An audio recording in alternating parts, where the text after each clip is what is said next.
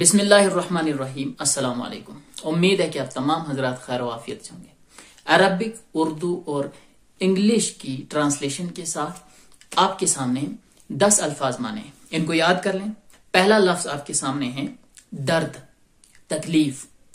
درد، تکلیف کو عربی میں الم کہتے ہیں۔ الم کے معنی درد اور تکلیف، اور انگلش میں کہتے ہیں پین، PAIN، پین۔ اس کو ہم عربی میں الم کہتے ہیں۔ نمبر 2، منسوخ کر دینا، خارج کر دینا، نامنظور کر دینا۔ اس کے لیے عربی کا لفظ الغاء آتا ہے۔ الغاء ان کے معنی ہے منسوخ کر دینا، خارج کر دینا، نامنظور کر دینا۔ اس کے لیے انگلش میں پہلا لفظ آتا ہے کال آف، اور دوسرا لفظ کینسل، اور تیسرا لفظ رول آؤٹ۔ ٹھیک ہے، رول آؤٹ کے معنی ہے منسوخ کر دینا، خارج کر دینا، نامنظور کر دینا، اور عربی میں کہتے ہیں الغاء۔ یہ آپ یاد کر لیں۔ نمبر 3، امید۔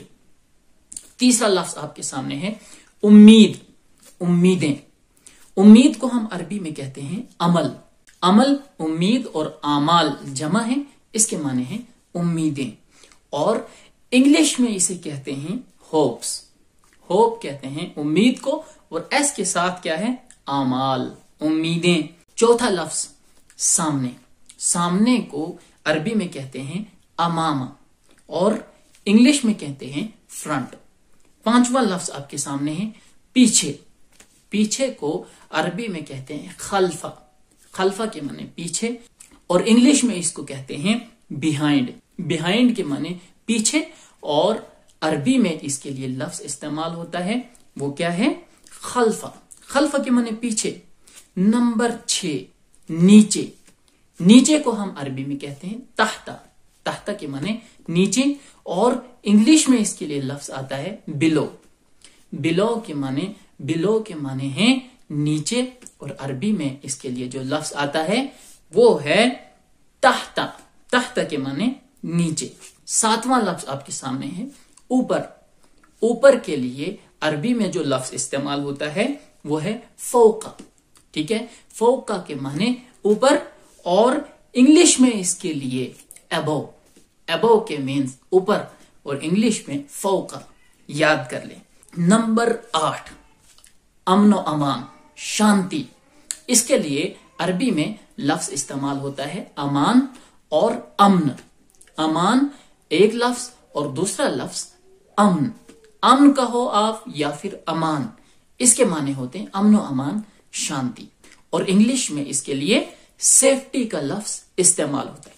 سیفٹی مینز امن و امان، شانتی، اور عربی میں بھی اس کے لیے امان اور امن کا لفظ استعمال ہوتا ہے۔ یاد کر لیں۔ نمبر 9، سامان۔ سامان کے لیے عربی میں متاع۔ متاع کے معنی، متاعن کے معنی سامان، اور اس کی جمع امتعاتن، یعنی بہت سارے سامان۔